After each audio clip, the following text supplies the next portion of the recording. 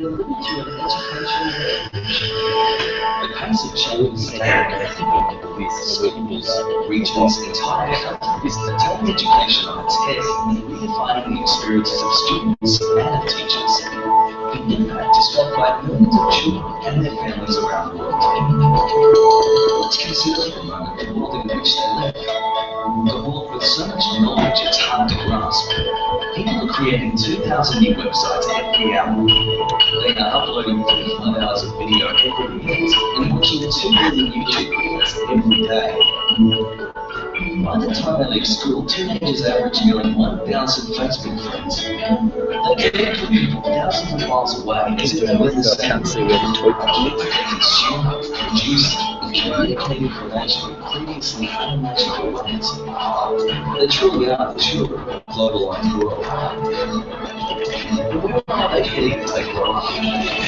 To a hyper-connected world with more people and fewer resources. A busy and competitive world full of uncertainties. A workforce that is more mobile and better qualified than ever before. And careers that span multiple jobs, positions and skill sets, some of which haven't been invented yet.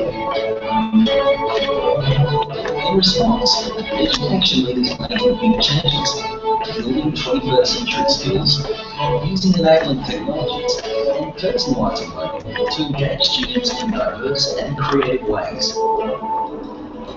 In South Korea, schools are switching to digital textbooks, so students can study anytime and anywhere, with online hours recognised as school attendance. In Denmark, students are using the internet while taking exams.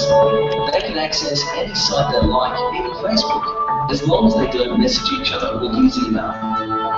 In the USA, ultra-personalised learning approaches allow students to create their own individual schedules. Their electricity performance are logged data to generate playlists of learning options, with teachers' time freed up to mentor and supervise students. Learning can happen anywhere and everywhere. That's why some Australian schools are pushing learning beyond school walls, where internships with local organisations are a fundamental part of each student's learning plan. Distance learning programs are connecting seriously disengaged students with online learning communities and personal mentors to help them rediscover their love for learning. The opportunities for 21st century education are immense. These examples point the way to ensuring that tomorrow's workers, parents and citizens are more creative problem solvers, better communicators and lifelong learners. To make sure that change happens on a massive scale, we need to make big changes. That's why we've designed a new Australian curriculum online, supported by interactive, constantly updated digital resources, structured around students and teachers' needs. And it's why we now have national professional standards for teachers and principals that make sure they meet the needs of 21st century learners. But that's just the beginning. Join us as we broaden this debate and connect educational pioneers and thought leaders across Australia and the world. So that one's just another one of the fact that this is where technology is taking it, and we better move with it, not against it, because we're not going to win that battle, unfortunately. We're going to go with it. So what I thought that this session would be on is showing you how to set up a Google form and how it runs, and step by step as you go through on that, and then also getting out iDoceo and running through the more specifics of what you could do and how to collect it and how it works. Is that alright? If I use yeah? Right, so which one do I look at? I'll just get into my Google Drive. What sort of main idea do people have of what they think they would use Google Forms for? Anyone got an idea? What a compilation where you do the cabins and stuff, is that Google Forms? Yeah, that's Google Forms. Yeah. We have a winter sports day in primary school which is make references and then you have to compile it. Yeah. Yeah. Another thing to put down, and I'm sure I put it somewhere, is that obviously when, if you have a look at this URL at the top, it's quite long. You're not going to expect the kid to be able to write all that in and not make one mistake. There's actually quite a few out there, but I just use the Google version. It's Google shortened. And what happens is that you just copy the really long one across to this website. You put it in here and say shorten URL, and Google makes you a nice little short URL. So then you can just use that tiny little one, and obviously kids are going to make less mistakes with that. So that's just Google shortener, URL shortener. And so any website you've got that's really, really long and you want to share it, but it's just too big to share because you know people make mistakes, using that to make it shorter. So then I used to just use that small shortened URL to put into an email or wherever, so that less mistakes happen with the shorter one.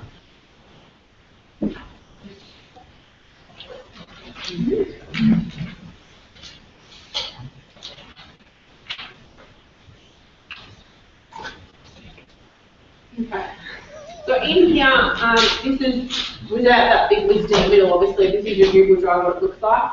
I'm just going to hit create, and then I'm going to go down and say form. So as you can see, within Google Drive, you've got documents, presentation, spreadsheets, and drawing. I predominantly use the form and the spreadsheet and the form.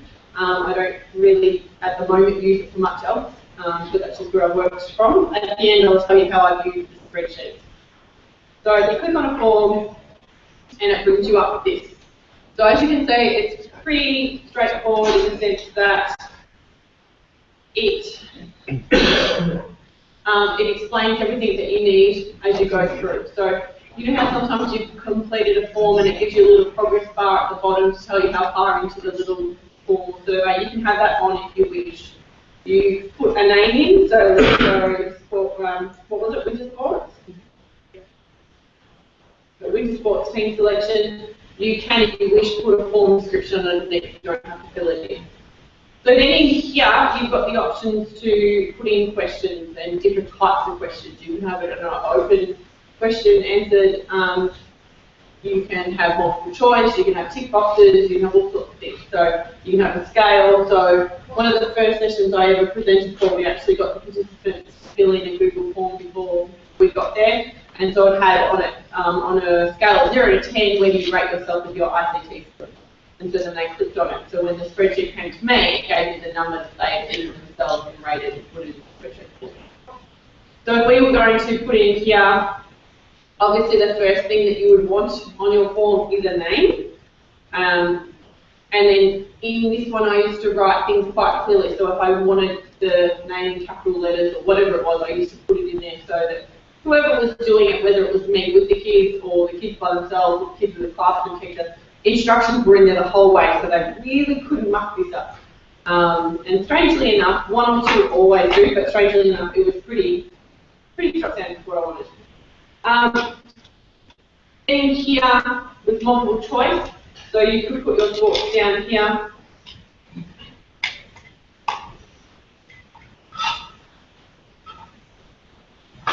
Okay, so you just put your choices down there if you chose to in the multiple choice one. I would just suggest testing out, so once you've created one, test it and look at the response list if that's exactly how you want the data collected. Multiple choice compared to a choose from a list with the drop-down box, you might get different responses in your spreadsheet. So always, once you've created one, test it, put in a sample one, and then look at the response that you get in the spreadsheet, and is that the data that you're going to need to use, and will that work for what you want it to do?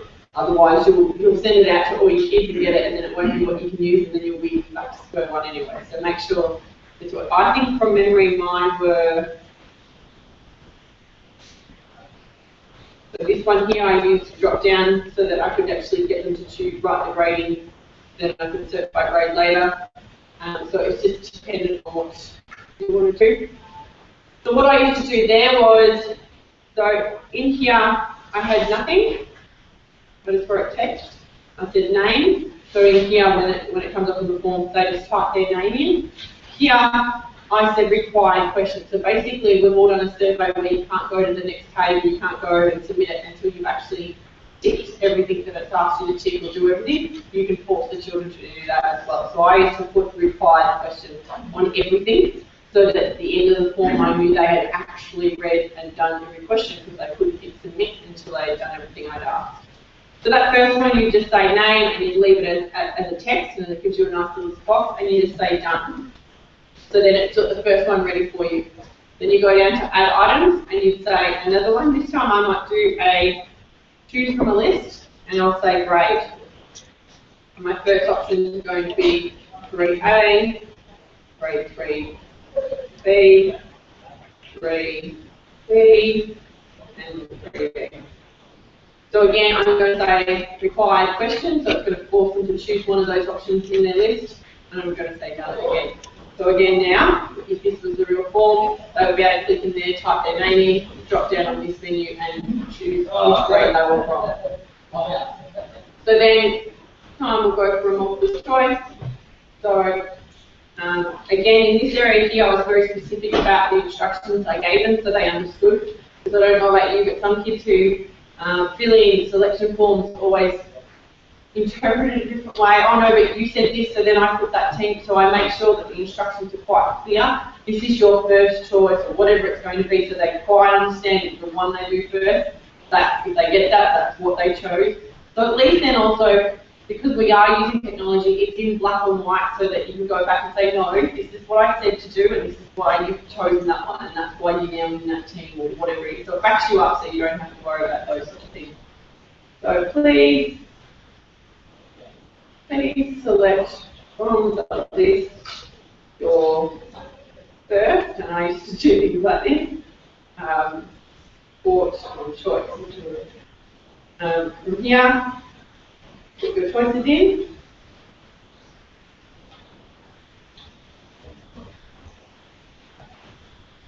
And then again, hit required questions and say done.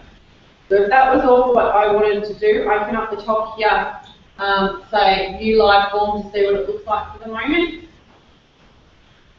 So at the moment, obviously it's a little asterisk that says required, and each of these have got an asterisk beside them, so each question has to be answered before you hit the submit button, otherwise it won't submit. In here you would put in a name, then little Johnny would select his grade, and he'd tick choose a choice, and then hit submit. Okay, and then this is where if you coded at a computer for one grade, they just hit submit another response and go back in. Now, if we go back,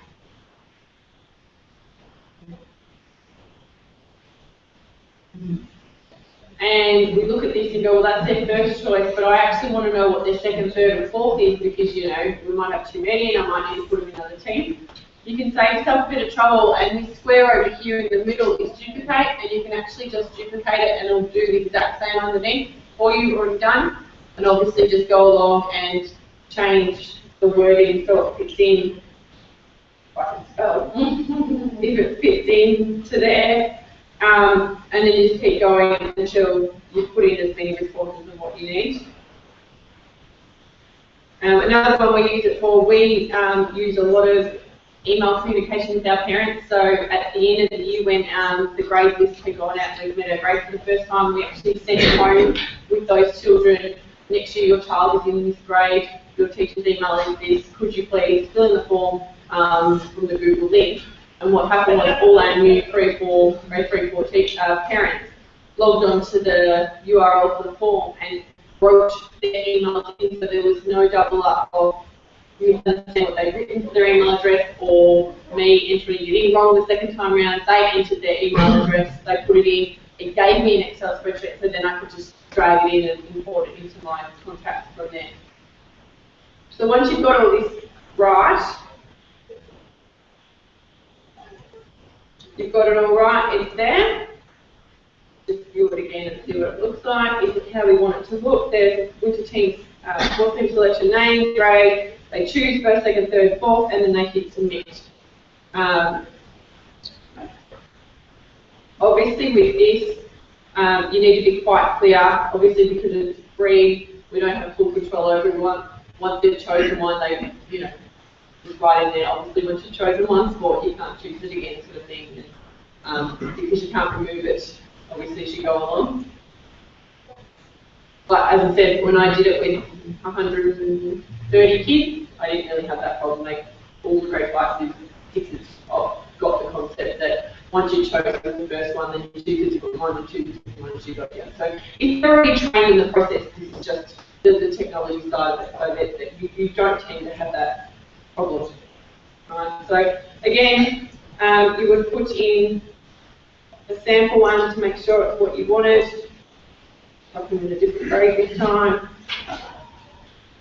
Make the selections and hit submit. And that's it. So just go through, put them in every single time. Obviously at the top here, I drag that across, put it into Google Shortener, and make it a nice small condensed one so that it's easy to send out, because if you have to put it on a piece of paper, that's going to be a lot easier to follow than the big nice long one. And then if you go back into Google Forms, up the top here, it's already told me there's 2 responses. It was really good one day. I happened to be showing someone about Google Forms when the kids back at school were entering some information, and we actually watched the responses go up and up and up as we sat there and stared at the screen. So if we go in and we just say, you can actually turn responses on and off, so you can hold that as well from here. Just go down to view responses, and so then you are given, it takes you into sheets and gives you the layout of what information's come in. It's also good that it gives you a timestamp. So obviously if you're doing something that it says it needs to be by a certain time, it actually tells you what time it's come in. So there's the name, there's the choice of grade. This kid only shows netball because we changed the form after there, but this kid chose netball, then basketball, then soccer, then volleyball. So I always copy that information or download a copy onto my computer from here. I don't use this data directly from Google Drive for the fear of mucking up the data. I always take a copy of it and then use it from within my computer just so I can't muck up anyone's responses and cause myself any more grief than I need, because I am obviously trying to reduce my admin time, not increase it.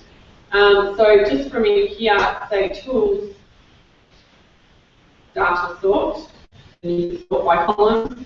I find it a little bit easier. Obviously Sheets doesn't have the full capacity of what Excel does, but yeah, you can just go through and sort by certain columns up the top, whatever column you want it to sort by, it sorts the list and puts it into the group. So then in the end I used to have obviously all their names, but if this was their first choice I had their all netball was here, and then I sorted by the second column so that again the sports that the netball has chosen their second one, they were grouped together as well. So I tried to reduce the amount of times I sifted through data as much as I could, which made it really easy. When you press sort and you have 20 kids signed up for basketball, done, 2 teams, don't have to worry about it, don't have to add any more, don't have to put it all in front of you, so it saves you time. So that's creating a Google form in a nutshell. How do you accomplish that? 2 ways. You can just select all what you're seeing in front of you, copy and paste it, or back in your files, back in Google Drive, you'll have one that says winter sport team selection or whatever I called it. Yeah, it's got responses. So there'll be one that says winter sports team selection, and then there'll be one that's called winter sports team selection in brackets responses to that. So the form is the one without brackets. What Google Drive is, it keeps opening another tab, so the original always still sitting there, and you end up with about 15 tabs if you're not careful. So back here, I'm going to scroll down, there's my form, and you can tell by the little symbols too, but there's my form, and underneath, there's my responses. If I right click on responses, I can actually download, and it just downloads a copy to somewhere else where you tell it to on the computer. And so I just did that for the ease of not mucking up anything on there, and always put a backup file that sat on there and didn't do anything. I've still got one on here from last year. So this is my winter sport selection. So as you can see, kids' name, what grade they're in, and I even put in no thank yous, because some of our kids are like, no, don't want to participate in it at all, and so then instead of just not getting them to do it, I got them all to do it, so that I had a list of no thank yous, and so I had it in black and white, and you said no thank you, that's why you're not in a team, just to, again, saved and brief for myself. So then from here, if it'll take a while to open. If I select all and copy that into Excel, and then I'll just sort it, I'll show you in a minute how to sort it from there.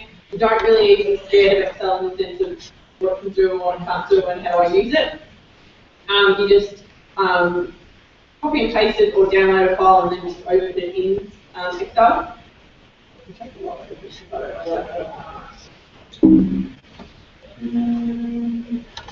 So that no thank you while you're loading that, was that just another text Sure. to say, oh, Yeah. this is Yeah, whatever you want to say. I just said no thank you to make it sound fast. So whatever you choose, I should say sorry. We do our interim report as I said last time. We have someone who's really keen on Excel, who's very good at formulas and stuff like that, and he creates the document so that all we have to do is go in and put numbers, and it creates our interim report straight out of Excel. So it does help if you've got certain people in school that help you do some of this stuff. So then if I open Excel and I paste that data into Excel, I think I upset it before by shutting the lid on it. So there's my data there. If you click, I don't know if you know, but if you click in the top left-hand corner where the two axes meet, it'll select the entire sheet. And I'm just going to double-click on this line to make the cells bigger. So now from here, my first choice, let's say, was in B, second choice C, D, E.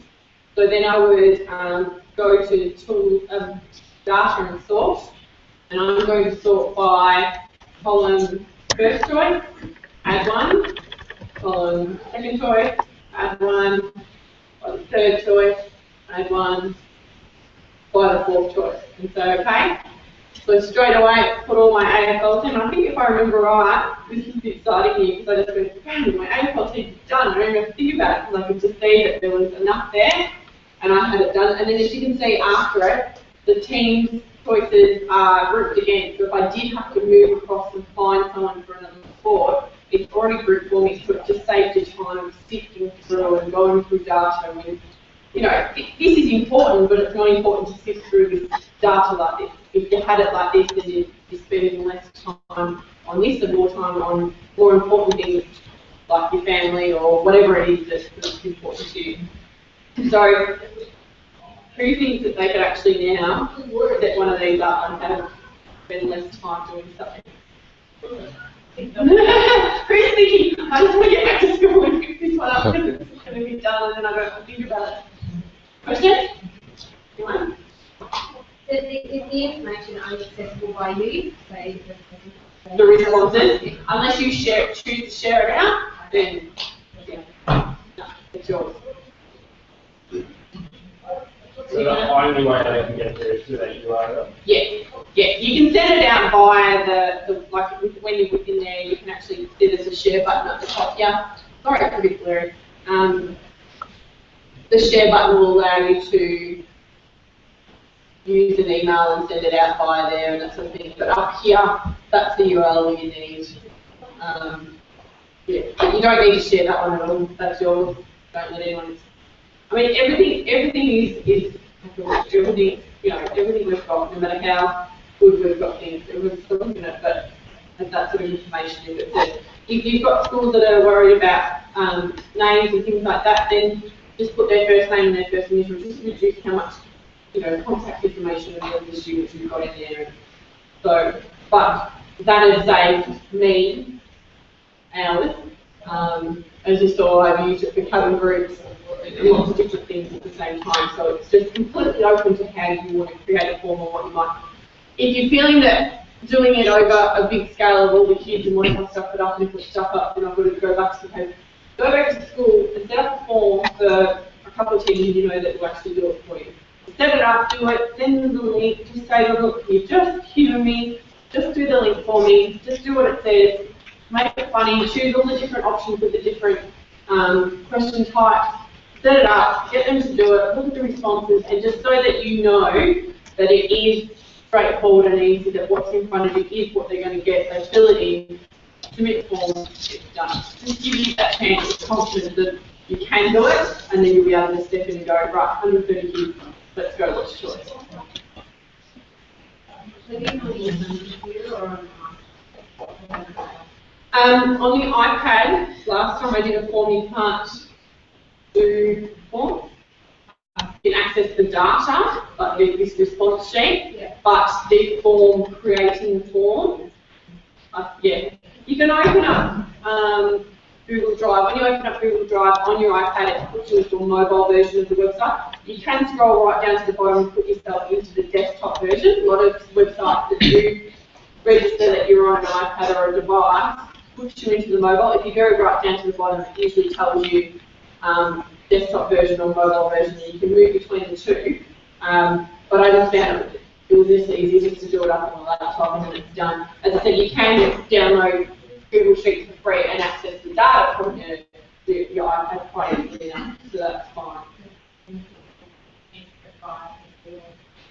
Yeah, anything. Yeah. We've used it from the iPad or the laptop or whatever, or at home or wherever you have used it. Yeah, as long as they've got internet and they can get to that form, then that can submit a response. Who shows the live? For Google Drive? Because on the iPad, is this correct? On the iPad, you've got to download the Google Drive? Don't download Google Drive, download Google Sheets. On the iPad. There is Google Drive, and that's sort of your USB in the sky storage space, but they actually have Google Sheets. I'll show you in a second, which is the part where you get your responses from. So to start the form, you need to be Google Sheets. To start the form, you need to be in Google Drive. This is Google Drive. And up the top, you can see it's drive.google.com. That's where you need to be. That's where it's stored, and that's what it's working from. Did you say? No, you're fine. Any questions? Doesn't worry. So with the iPad, does it still come up the drive on the? I'll show you on the iPad. That's still drive? No, don't, sorry. I'd rather you walk away being able to go on and create a form and save yourself 10 hours than walk You're out. saying for me now to download the app.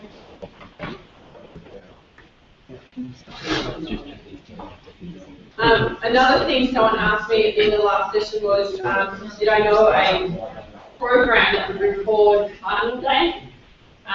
My thinking has always been, in a school that has 460 kids, are they really going to pay $500, $1,000 for a program that I might use once a year? So I always went down the path of what have I got that might actually do it for me. So I went from using Numbers, which is the Apple's version of Excel, and because of the iCloud, I set up a spreadsheet with forms across the iPad, and at each station was an iPad, and they actually put the data of the day into the iPad, and then with the internet, it filtered straight back to the desk that was there. We've moved on from there, and a small team of us who are collaboratively working on using spreadsheets in Google Drive, because it all syncs and you can work from the same document quite well. And Nathan's form was one of the ones that actually helped us out with some formula work, as well as the guru at my school who loves spreadsheets. And now what happened was on our athletics day, we had a sheets, big sheet spreadsheet set up, and each station was in it at the same time. They had their own tab at the bottom. They entered each group of data as it went. We just went around with the internet and let it upload at each station. When we came back to the laptop and go to the internet back to the laptop, everyone's data was coming through to the laptop to the point that I had a spreadsheet at the start that actually gave me totals to the house. So I had everything coming back to the desk. so I just wanted someone's face. So we are working on getting that out soon. I've texted again on Tuesday at our district school. It means you had, like, let's say a long jump. And I have it on. Yeah, They had a kid's name and date of birth, and then they had, and then what we do is we colour code things. So we made things, everything around it a certain colour, and then we left all the cells we want them to tap into white. So all they need to touch is the white one, put the information in and hit the tick, and then as long as it got to the internet. And the best thing about it was there was less conflict. What we found when I did the numbers versions first off, there was too much conflict between the iPads saying, you've got two versions of this, and when you've got two versions, then it was overlapping and causing problems. With this one, you actually can share the same document and be in it at the same time. It just comes up in a little box and tells you that someone is in there. So when myself and another teacher was playing around with it, I'd be in there and on here that said Jane McPherson or whatever my Google name was, and on mine it would say his name across the square to tell me he was in that square doing something to that particular setup. So what happened was we had the Google sheet, full sheet sitting here, but we also loaded it onto all the iPads around at the events. And so as they entered the data and the internet got to it, it shot it up. When we got back to this desk, it was sitting on this one, and then because of all the formulas that we put in, it collated all the kids to the different houses back down to an overall tally of what's going on for each house. So we are trying to do that because, as I said, I'm aware that schools won't spend big money on things that we don't use often. And as I said, I like to try and use what's at my fingertips and go and spend more money when I'd rather go and spend more money on something you've asked for than a program I might use once a year. So that's where I come from in my thinking with money, because obviously lots of schools' PE budgets aren't large, especially in primary school, and you've got to try and stretch that budget as far as you can for the best you can to get the best program. So, I have a look on here. What time is this one here? 2:30. 12 minutes. This is Google Sheets. So any spreadsheet you have within Google Drive will come up in this app. So you don't need to download a Google Drive on your website? Only If you use it more readily as a storage as a USB in the sky, go for it. But no, if you're going to just use the forms and just want to access your responses, you want Google Sheets and it's free. You just need to log in to log in. Yes, if you go onto Google Drive and you log in, I've tried to do it and I can't get all the... Yeah, you won't on the iPad. If you scroll right down to the bottom, it'll ask you, do you want the mobile version or do you want the full website version? Because you are on a handheld device, the website registers you are on a handheld device and gives you the mobile version of the website. So to access what you saw is from the laptop. Does that make sense? Yeah, so websites are pretty clued into what you're using, and so if you're on a mobile handheld type device, it will give you the mobile version of the website, which is more simpler, and so you miss something sometimes. Like banks tend to do that if you go onto a bank website, which usually is slightly different to what you see on the laptop. Does the drive just cost to download it to start with, or you've got to keep giving it money to store the information, or You get 15 gigabyte free on the Google Drive. the download's free as well? If you download and upload, it has to do with your internet Yeah. provider and what you're planning. Yeah. Okay. Yeah. And if you don't use it for much, maybe it's a couple of forms here and there and that sort of thing, you probably won't use much data in your plan at all. It's not going to take a huge amount. It just depends on what you use. I know because I use Dropbox as well, and I wasn't paying attention one day and it said something about, do you want to connect your photos to it? And I was like, no, it's great, I'm thinking, I was trying to do something, and I must have said yes. And then we looked at the internet usage and it was loading all my photos, and I've been overseas for 13 months, not long since then, and the data usage was gone in a day. And I was like, what's going on? And then I could see it sinking still at the top. It was still trying to put photos up and put that that would be right. So unless you're doing big stuff, there's a couple of forms like this here and there, you probably won't do much with the users that you have. So this is, this is just Google Sheets. So as you can see up the top there already, it's got winter sports team selection. So if I click on that, that should be the one we created before with the two John Smith. So there you go. Does that make sense?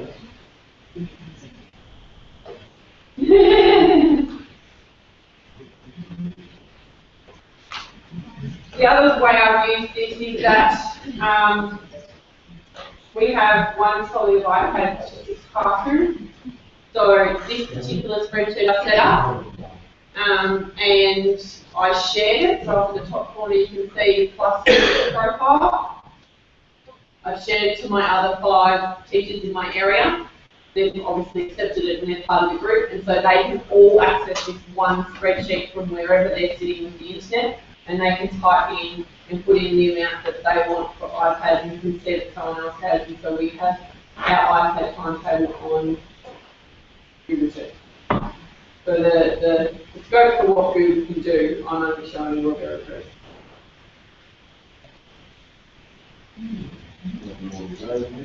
I can hear it running over. Now I'm aware of time, there's only about 8 minutes left on this online time, but I'll show you iDoceo.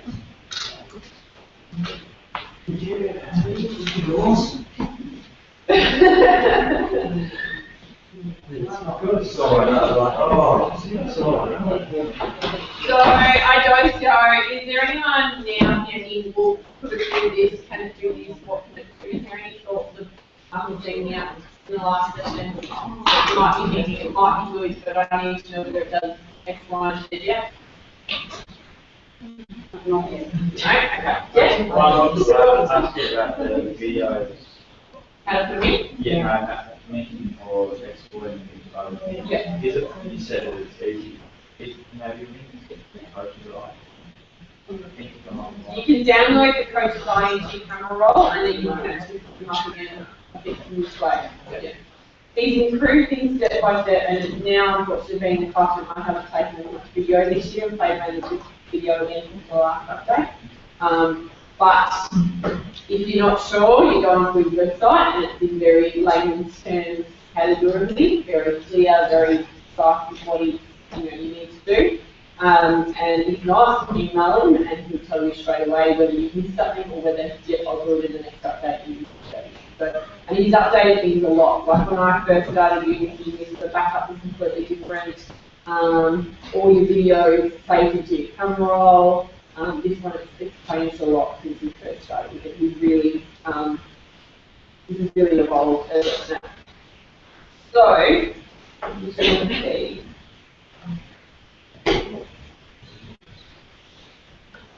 So, this list here, you can actually import that from an Excel spreadsheet. You don't actually have to type anything into the iPad. So, at the start of the year, for my specialist team, I just asked the office to export all our kids' grades into Excel, which they can do. Sent it to me, I picked it up, so it was how I wanted it to be. In Victoria, what it does is it puts the first name in one cell and the surname in another cell. But there's actually a formula that brings them together and plugs them into one cell for you. So you just have to put it in and drag it down and it does it all for you, so that saves time again. Once you've got your files all set up, all you have to do is import them. So if you hold down on a list,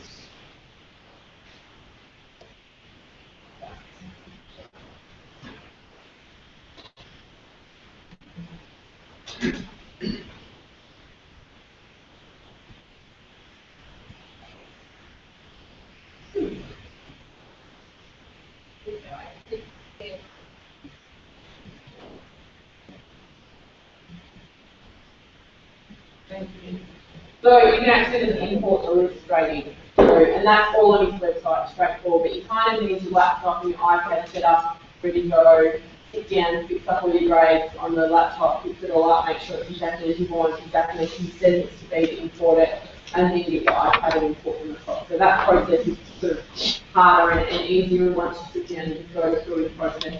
And I used to do these things just in the summer holidays.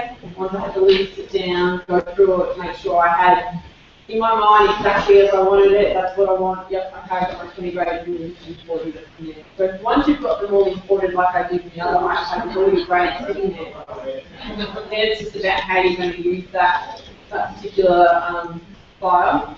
So if I just add a random piece here, Not saying obvious. Yeah, so you've got a kid there sitting there. If you double tap on him, it'll bring up his profile. If you double tap on the black profile, then I can take a photo. Once I take a photo, that becomes a profile picture of that kid. Now, if you go back, it's not there. So you actually have to go up to settings, up in the top corner, and you have to say student thumbnail size is big. Then it's there. That's one of the biggest questions I get, but I took all the photos and they're not there. Yeah, you have to turn it on. You have to default it to off. So once it's on, so top right hand corner in here, you want to slide student thumbnail size. So you do that for each rate. For each rate. Yeah, it's defaulted to off, but once you've got every grade set up strong and turn on, it will be consistent. That's probably one of the best things I found about this app, because I was able to recognise it straight away for thinking, hang on, let's do that. I can remember to get that in. As you can see also there, the height and the width of the columns you can make wide or short, whatever you like. So he really gives you flexibility of how you want it set up. So if you're someone, and it was funny, someone in a session had been using it, and he's like, yeah, I said, oh, would you like to share how you've been using it? It's like, yeah, I'd love to. Put it in. He had every colour under the sun. He had colour-coded every row, and he colour-coded every column. It was all like rainbow across it. And I was like, oh, okay, you've got a lot of time on your hands. But, you know, one after the other. What I used to do was, with my classes, because if I had any asthmatics or anaphylaxis, I used to colour code their row, so that when I picked up my iPad to go to that class, I had a particular colour for anaphylaxis and a particular colour for my asthmatics. So when I saw the grade, it just reminded me straight away which ones I needed to be aware of, which ones I didn't. So I used to do that with colour coding, but I didn't used to go to the extent of PC, but each their own. So top right hand corner, add a column. Very specific. You can just put a name or shoot it in. You can put today's date. You can put another date. You can change the width of the column. You can hide it. You can show it. You can do all those sorts of things.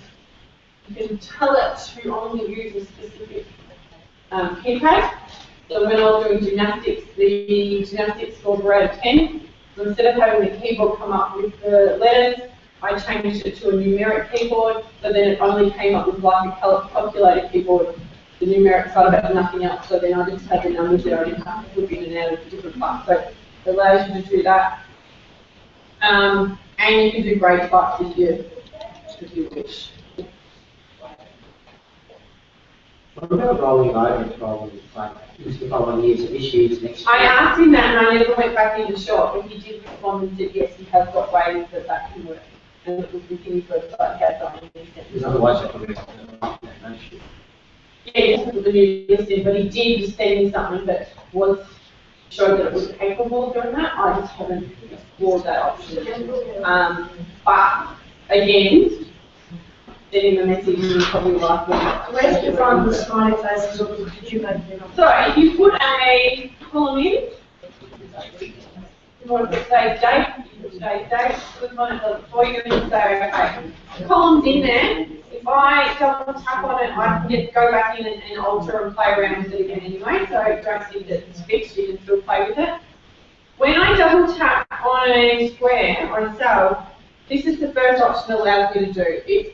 This is just a quick little text that will show up in the cell, so this is what will be seen in the cell, and there's your little symbols that you've got, and you can put whatever you like along there. I used to, use the smiley faces for my P2s from, low to high range and just have those smiley faces, because then no one else is going to know if it shows up on the screen and that sort of thing. But my kids saw the screen, it didn't worry me, because I was talking back to them what they were doing, so then it was just reflected on the iPad. If you see there's a little speech bubble in the top left, if I click on that, this is where you can write lots of text, but it's not seen straight away. You actually have to go into the cell to write lots of text. So this is where you could write something that you don't want someone seeing as soon as you go into the grade, whatever it was. But if you go down to the bottom right-hand corner where there's a paper clip, This is where you can take a photo, add a file, record a video, auto recording, or a URL. And this is where you can add anything in to that specific kit and have it sitting with that kit. So then if I said, okay, I'm going to record a video, then go around, record it, so okay, so use video, done, that's it. You've just recorded that sample, that kit's work in that time, it's done, just say done, you're out of there, move on to the next kit. As you can see now, there's a little black corner now, and that means you've got a paperclip something to that cell. If I click on it, down the bottom, it says, gone today, there's something paperclip there, hit the paperclip, and I can play it straight from there, and play back. You can change the quality of it, so it's not such a large file. Obviously, sometimes our videos don't need to be the best quality, they just need to be enough that you can see what's going on. If it's a soft picture or something from the distance, you don't actually get in 100% quality in the best, but you can roll it down a bit. So you can change around that, those settings as well. Attendance, if you hold down the grey area beside the columns, he's given you two quick menus. Add quick attendance check. So when you go here, if you double tap, you get a tick. If you double tap again, you get a cross. And the other version is the version where you can add more symbols. So you can actually go into the settings and put other symbols in there if you wish. I know that some secondary friends put in a piece of paper for a note and something else for, you know, not in classes or something else in school or whatever. So you do it like that. But down the bottom in this particular one, you can handle, hold down at the top, you can say handle. If I have all kids, it just go straight down, and then you could just go along and put the ones that are absent. So you don't actually have to go down and do all of them. You could just say it's handle and then add the team to the couple that actually weren't there in class. But what I say about these two is that please don't think about them as just attendance, quick attendance one. Is there something in class where you're just going to give it a tick or a cross? Then use that first one. It's not actually a quick attendance check. It's an automatic column set up for you that its options are to give it a tick or a cross. You can change them. So if I put that in and double click on it, I can change that to jump. Okay? And then this kid, yeah, can't do it or can do it or whatever it is, and it's already there for you. So think about that as ways to help you. You might use this second one and put all the smiley faces in and just have it sitting there and just go down and click on the different smiley faces and then say finish, and it's not your attendance, it's marking whether a kid can do whatever skill you were talking about in that session. So think that as ways to improve what you're doing as well to make it a bit more efficient in class. As I said, this one I just found there was less clicks and less touches and less taps to get to what you needed to do. It was just, here it is, put it on, tap, record, done, next kid, tap, record, done, next kid. And I wasn't going in and out of that, so I wasn't trying to find things, it was just saving it under each kid or week. So this one doesn't have smiling. Yeah. This setting, you've got to go into the settings. Can you show us how to do that? I have to remember which setting it's on.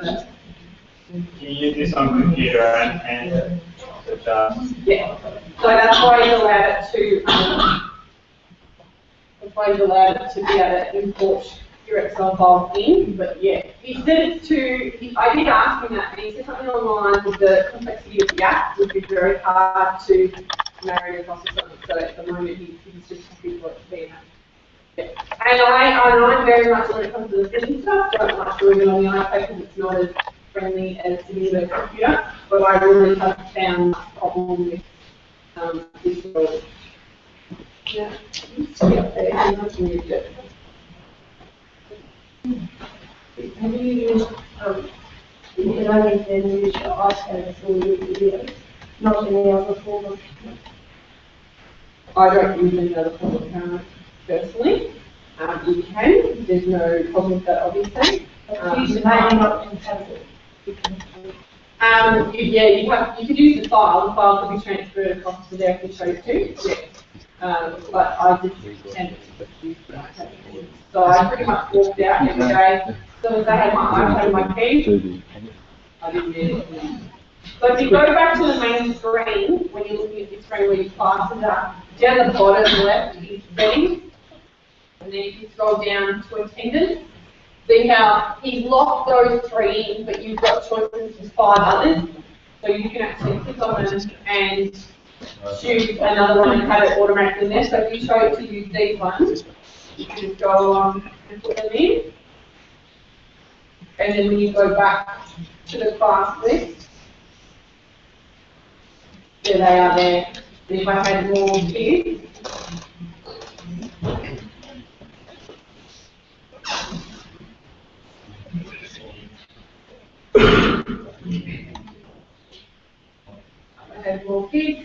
it just does that, and you can just go along and say, okay. You just have the noise. Yep.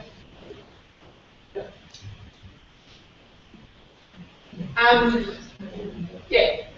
To finish off, if you've got any energy left, I've stuck some QR codes around the room. The QR codes aren't what they say they are. This is how I do orienteering with them. When you go off and scan a QR code with a free QR reader, it will actually give you a link to another app, which is on another sheet around the room. So then the kids would scan that, it would tell them where they go, and then they go off and find another QR code until you click them all.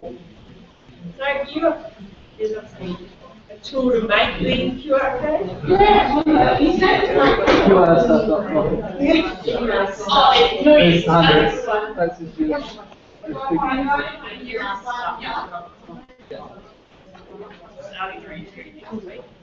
Really cool.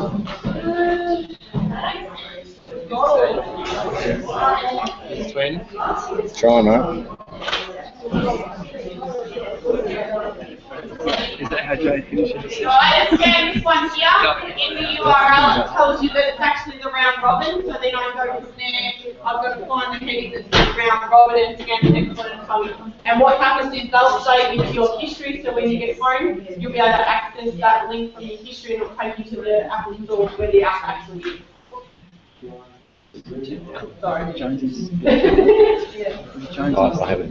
So that one there, the one I just scanned, if I did want that particular app called round robin generator, if I just click on the URL link here, it'll take me to go to URL. It's going to take me to the App Store, to that particular app, and I can buy and publish. That's another why I've done it as well. You just go around and click on all of them, they'll be sitting in your history. When you get home, you can choose to check them out, and you just have to say, go to the URL to the app in the store. There's lots of different ones, I think there's a good one, but yeah. Other than that, if there's any questions, just email me or contact me, I'm happy to help. No worries. Thank you.